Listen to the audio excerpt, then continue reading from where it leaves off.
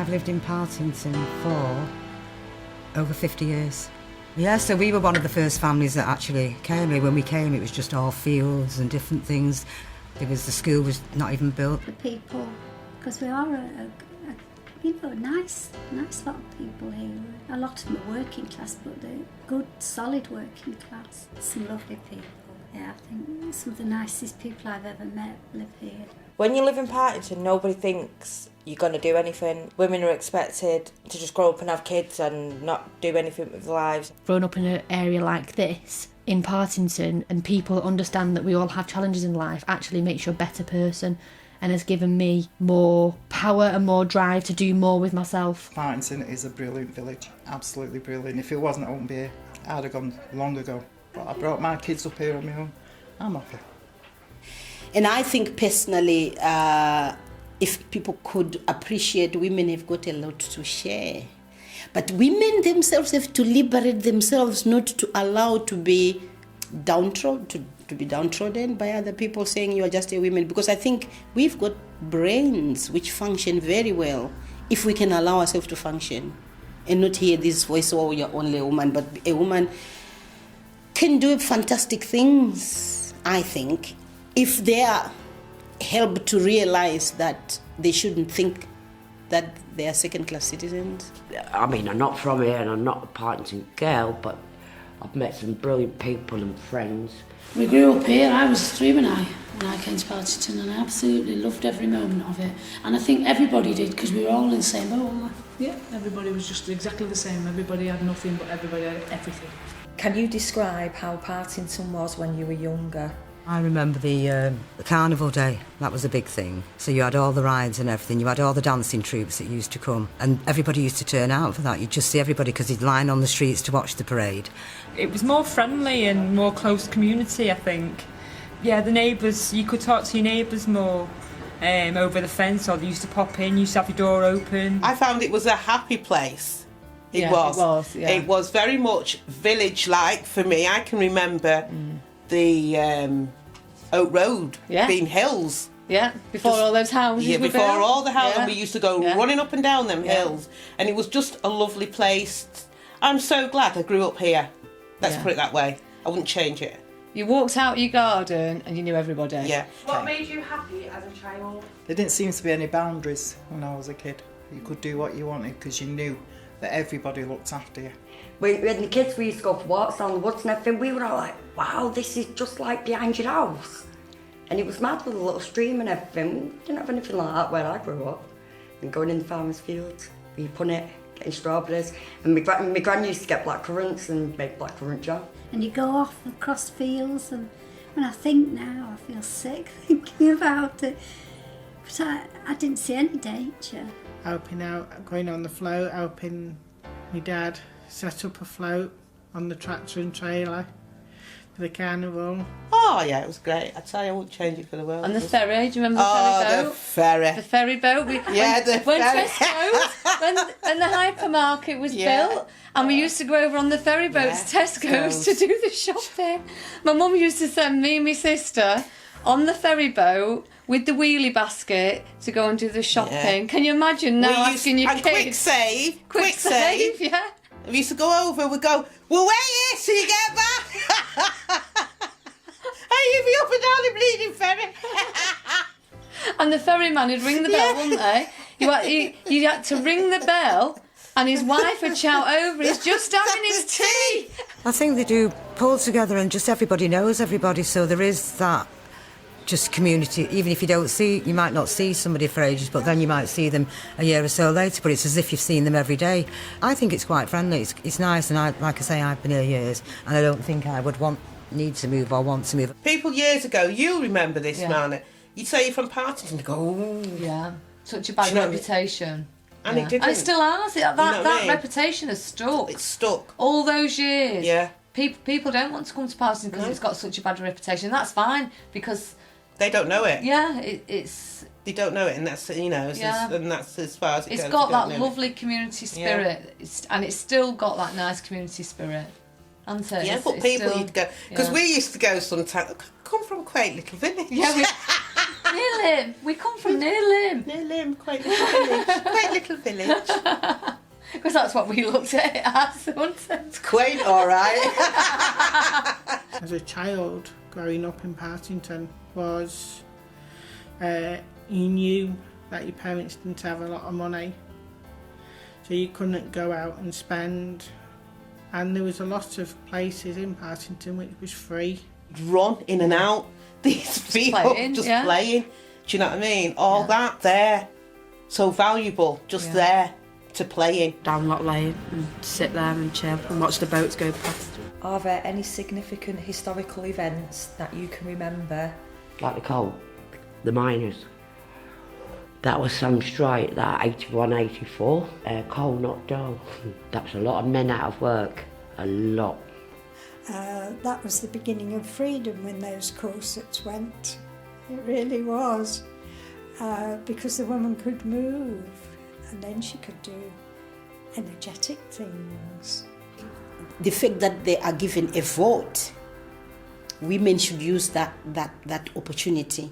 Not to just put a person in parliament for the sake of putting parliament. You have to ask yourself, if they go, what will I gain by them being there? Use that vote to change situations which you don't like. How do you think Partington has changed over the years?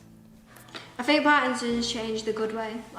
We've got more youth clubs. And we've got more facilities, so that's better for us. And they've sorted out the parks, all cleaned up and everything looks alright. So we kind of not respect it more, but I think other people do.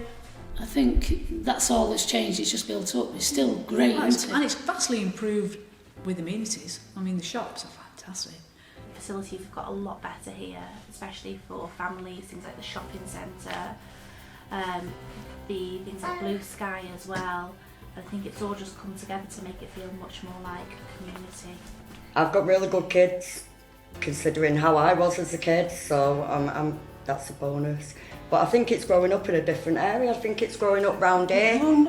I think Partington's got better because when we were younger we had nowhere to go and the parks were all broken, there's nothing to go on, whereas now they've seen that we don't like it and they've got nowhere to go, so now they've improved it. Like the shopping centre as well, I think that's made it's got a massive impact on Partington. Years ago we used to have this great community spirit and then it just took a massive decline. The shops went.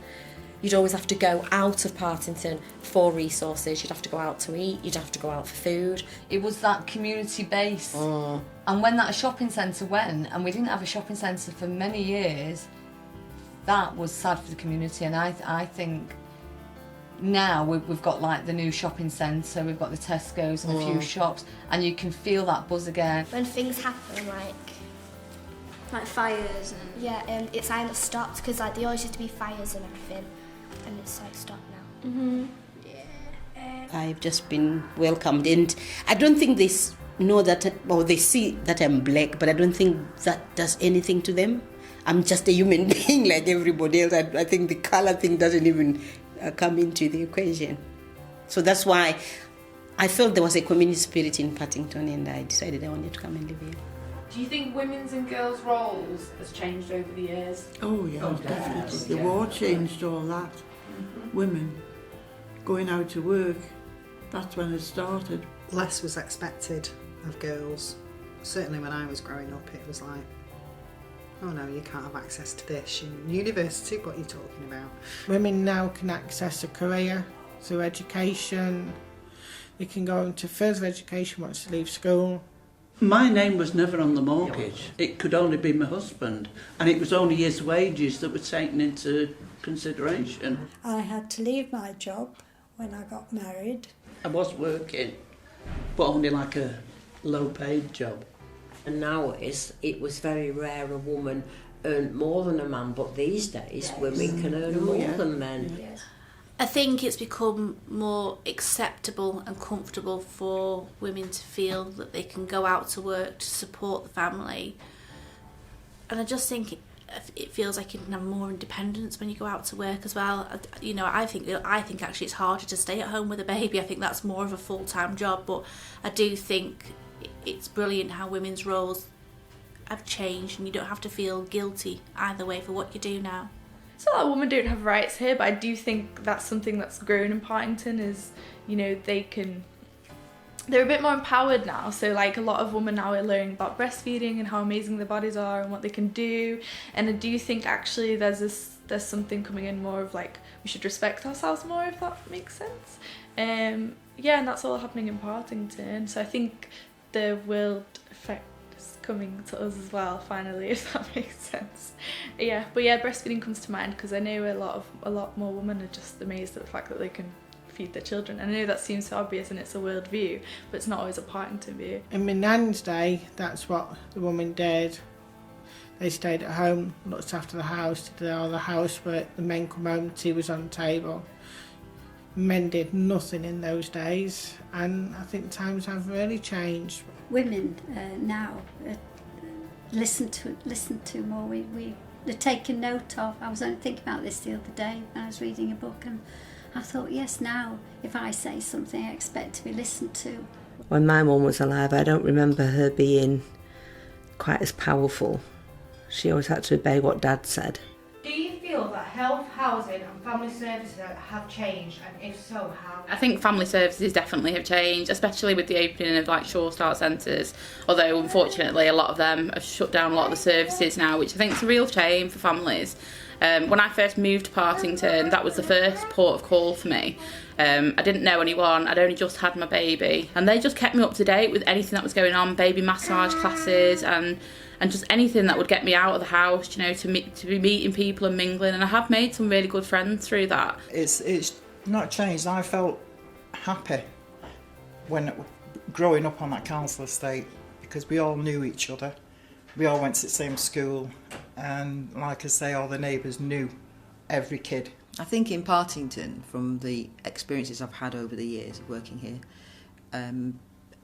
services are viewed with an air of suspicion. They're fearful that, am I going to lose my child if I admit this, if I tell somebody this? Well, no, in actual fact, you're not.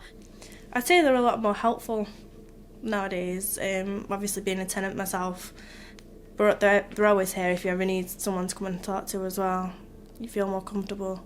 And if I see somebody who walks into this housing association for purposes of a house, but you uncover other underlying issues that they maybe didn't come in to talk about. They offer community safety support, so any antisocial behaviour, being bullied or domestic abuse or anything like that, they give you support and help and guidance. If you work for a job, they require certain training that you need to do. They'll help you along the way to pay for that. So it's quite a good place to go, really. I think there's quite a lot of services available in Partington. There's the Sure Start Centre, there's the Blue Sky, there's a Healthy Living Centre. I actually access maths and English courses on a Tuesday and a Thursday afternoon. I think they're very important for women in Partington because I feel a lot of women in Partington, if they don't work, they do feel very isolated, and it is really easy just to sit at home. A lot of people might think they're on their own when they're going through bad times, and some of them don't even realise what is available. If they get to find out what is available, you know, they'll make a lot of people happy.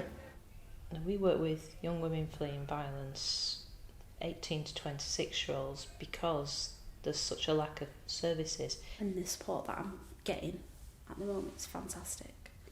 And there's so much more support.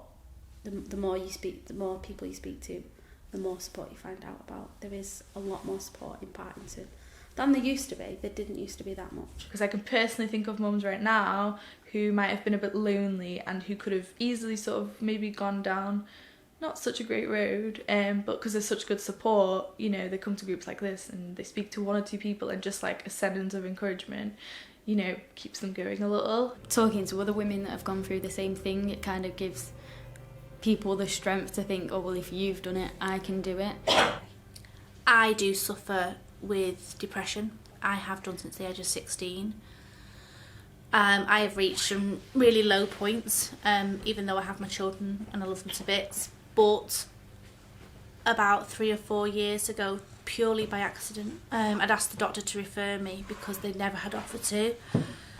And I came up here to do an assessment with somebody, and I just got chatting to Sue, and Sue told me all about Blue Sky, and that has changed my life. And I just think it's been a lifesaver for me. The be all and end all, it's actually been a lifesaver at points for me. How have past relationships impacted on your life? Because I was married and my marriage failed, and I struggled with that, but I'm now over it. Things happen. I'm content that it was never to be, I guess. But it's a very bad place to be in, because once your person whom you thought loved you says, I no longer love you anymore, your security is destroyed completely. To build it up to go back to who you were, you need a lot of guts. I've had panic attacks over the years, I've had anxiety issues, and I do think they are mainly linked to my early relationship. I was probably 16 to 19, so that's not old, that's not an adult making her own decisions, and my partner at the time was the same age. So that's a 16-year-old lad trying to control a 16-year-old girl. People brush it off as a silly relationship, as they're just kids. Well, actually, no, young kids can have just as much effect on each other as older people can. I've got a thing about women, to say we stand up and look after ourselves and do the things we think are good for us. Not the things which are good because we are wives. Okay, we are wives, we are mums, but we do things that are good for us as individuals. Because I believe even now that marriage does not take away your individuality. You marry, but you remain an individual. Getting divorced made me realise I used to be I'd judge people, very judgmental. And then it knocked me back, it knocked me down. I realised that because I would have looked down on somebody like me before. Those type of people. All of a sudden I was one of those people, and it changed me to become a better person. So what challenges do you think affect women in Partington today? I find just general isolation, really. I mean, I spent a lot of time in the house on my own, didn't just the kids. Yeah. I just didn't know how to communicate with people, didn't know, just even my friends, or I'd walk down the street and sometimes I'd avoid people just so I wouldn't have to see them. And for me, the challenge I see for women in Partington is that nobody realises that they're doing this valuable work of bringing up citizens. And yet, if the children do anything wrong, they tend to think you are a bad mum. But bad mums are there even in affluent societies, but we don't read about it. I think it's other people's perception of people in Partington. When I think it doesn't matter where you're from, it's what you do with what you're given in life. A lot of them are single mums, trying to juggle looking after the children and then look after the home and then try and find work. I think working in childcare is a big thing. It's difficult, I think, and that's a big challenge that I think a lot of women find. Is it worth going back to work? And then I think you end up not going back to work because it doesn't work out cost effective, and then you lose a bit of you. You just become a mum. You lose me. You lose who you are. 1 minute you were a young woman like you are, and second, milk and everything is coming out of your body and you're doing all sorts of... That is traumatic. And I think you need a let out. And I think this is the challenge. Women don't have a let out to say, I'm struggling being a mum. I'm struggling being a wife. Nobody knows. You're supposed to pretend that all is well. But is it? A lot of women do not think that they should go to the doctors if they feel down, depressed or unwell, because who looks after the children when they're trying to get better? I think for a lot of mums, you are the one that is left at home with the kids, and it becomes very easy to hide in the house, especially with mental health issues. Quite a while back, it was really difficult to access services, just because of you felt like it was a shameful thing if you weren't coping. Whereas now I think it's much more acceptable to say, look, hands up, I'm not coping, please help me. So I think in that way, you know, I think a lot of that's helped by probably media campaigns as well about mental health problems, you know, just making people realise how normal it is now for people to suffer with mental health problems and anxiety, you know, and it's not shameful anymore. It's very hard as a woman because I left an abusive relationship 4 years ago, and I told a lady that came through Home Start, which are a bit like Sure Start that deal with families, and we need to have more people like that to come into the home and to access the women and just to ask, are they okay, you know, because it's hard. You need to have someone to sit there with you. It's not easy to get out of an abusive relationship at all. The advice I would give to women who may be in that situation is talk to somebody, tell somebody about it. This is a great forum for that, and the women's group in Partington, because a lot of other women have experienced the same thing and are able to offer that support. We give advice and phone numbers for TDAS, who are Trafford Support Domestic Abuse Service, and they will help people with safety plans, escape plans, you know. I think the main thing being, don't hide it behind that door anymore. People shouldn't be treated like that, and all I want to say is don't be afraid to step up, don't be afraid to ask for help. There is plenty out there for you to get the help. You don't deserve that, you deserve a lot better. So, you know, if you are anyone, if you recognise me, ask me, you're a stranger, I'll help. Yeah, I think initially it's controlling behaviour. I think it's that lack of trust that a partner can have in someone, so it can be constantly checking your mobile phone, checking your whereabouts, questioning where you've been, questioning what you've spent your money on, you know, questioning family members, talking to friends, trying to isolate you from your friends and your family. Having control possibly of your money, looking at possibly linking your bank accounts together. Why can't they have your password for Facebook? Why can't they enter your personal space? And it's things like that that gradually kind of build up. Sometimes things are not straight away physical. It can start emotionally, verbally. You know, they can be quite derogatory towards you, kind of offensive names that can quickly escalate into violence. But it's then warning signs. It's a respect, I think. You know, if somebody's not respecting you now at such an early start to a relationship, where is it going to be in a year? And I think it's good to sit down and look at a relationship sometimes and think, where do I want to be in a year? If they have concerns about a relationship and they feel they need more information, the police have the Domestic Violence Disclosure Scheme, which is commonly known as Clare's Law, which allows them to access information about a partner's history. It also allows, for example, their family members to access that information if it's appropriate. So that's been in place in Manchester for a good while now, and that's been very successful so far.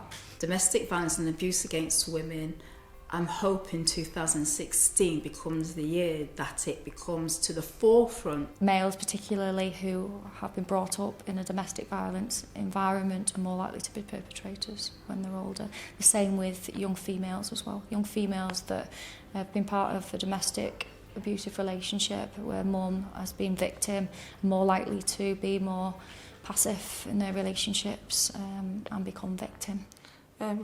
What I think would help women get out of abusive relationships is to make sure that the women are visited if someone's worried by either Sure Start or the health visitor, or someone to notice it, or for the women themselves just to tell somebody, anybody.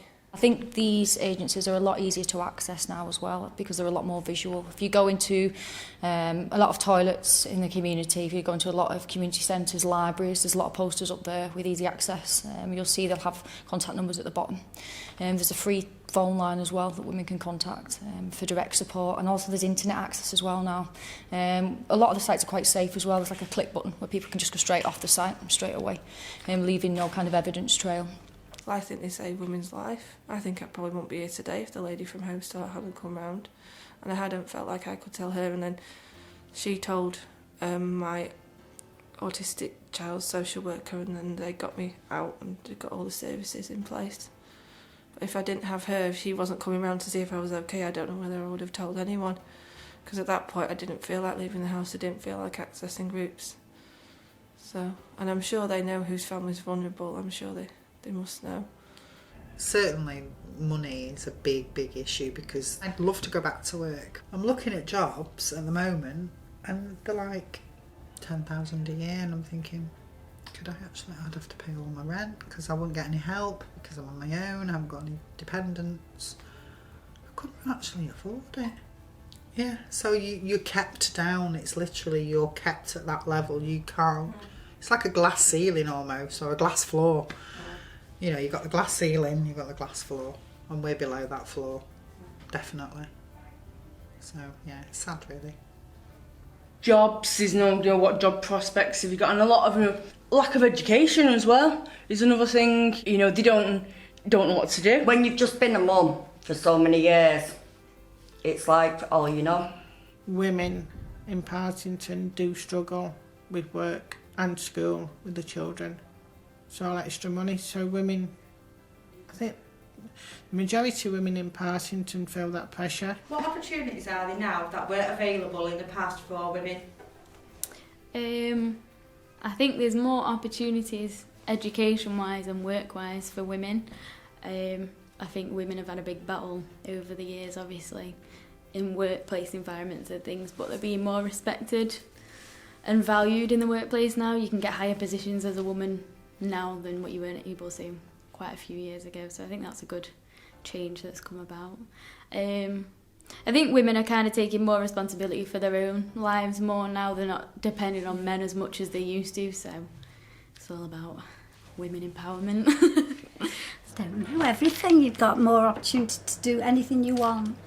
As far as I'm concerned, if you want to do it, you can do it. There's nothing stopping you. I can't see that there's this glass ceiling they talk about. But I think if you really, really want to do something, I think, yeah, and put enough effort into it, you will get there.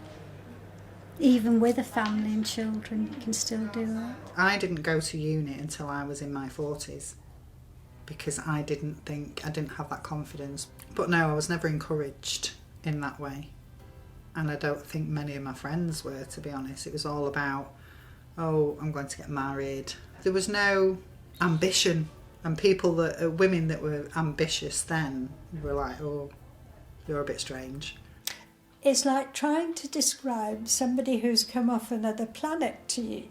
To describe it to you, you weren't supposed to do things that would be called tough at all. One other thing that's had like a big impact on Partington was at the Manchester United Foundation. It's like kids have got something to do on a Friday night because it's football, and they're connected with Darcy School as well, so a load of people who do football after school, they got United game tickets. Yeah, it's a big opportunity for some people.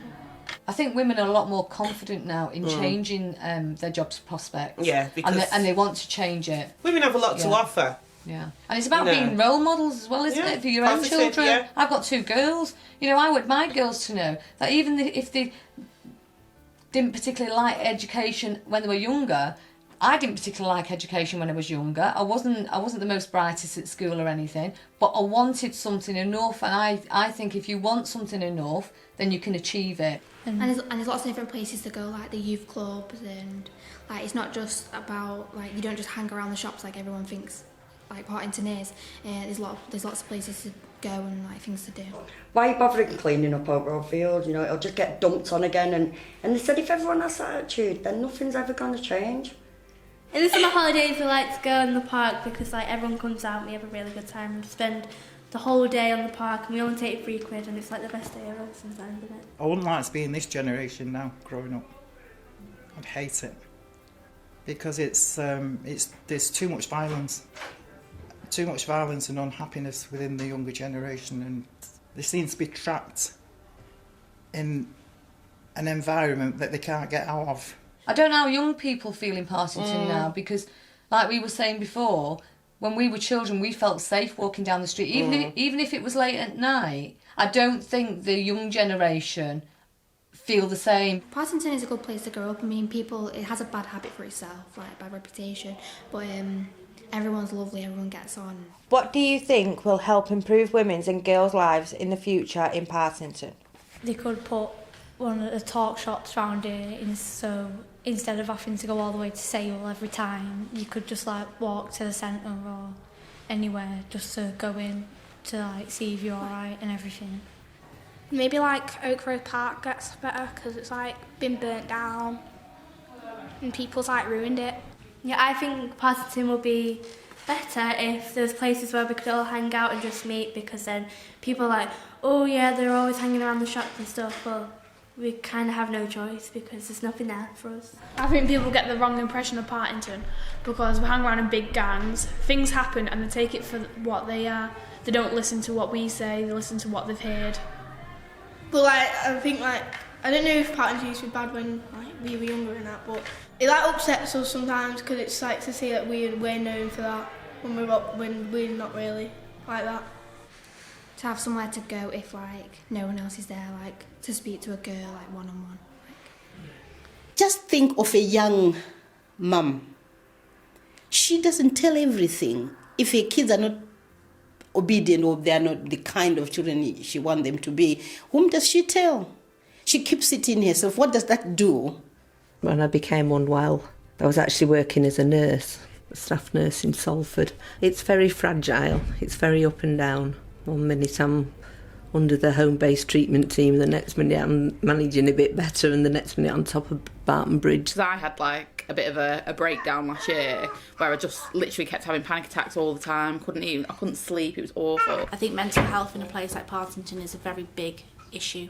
So what inspires me is probably you, because like you're trying to get across the point that Partington isn't bad. People like Rosa Parks, people like Lena Horne, who I was named after, people who inspire to be someone different for what you or him or her want you to be.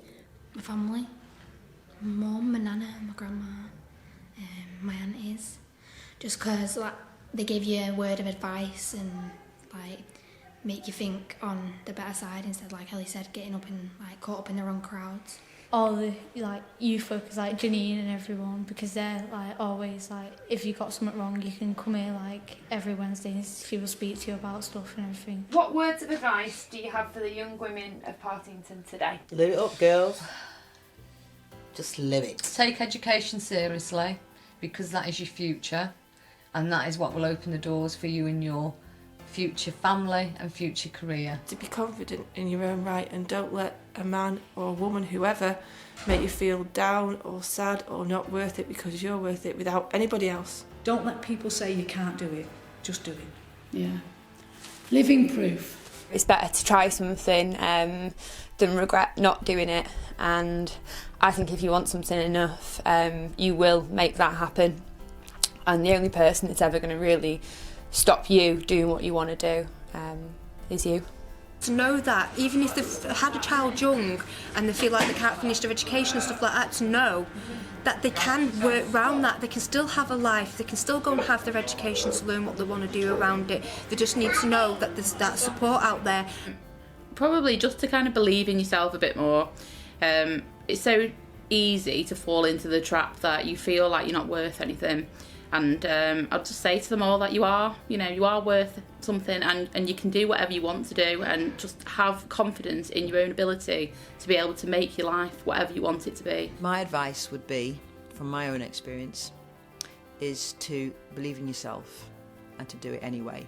And whatever you feel you're scared of, do that very thing and take risks in life. Because without risks, you have nothing, you do nothing, and you are nothing.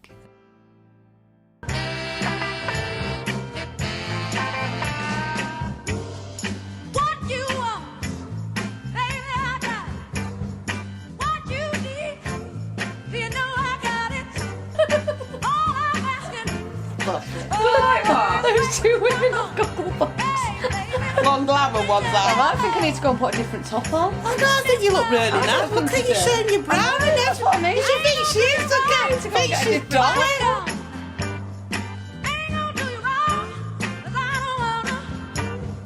Oh, we're rolling. Oh, hi. It's rolling.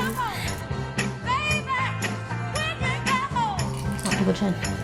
You look good. You look really good on camera. You do?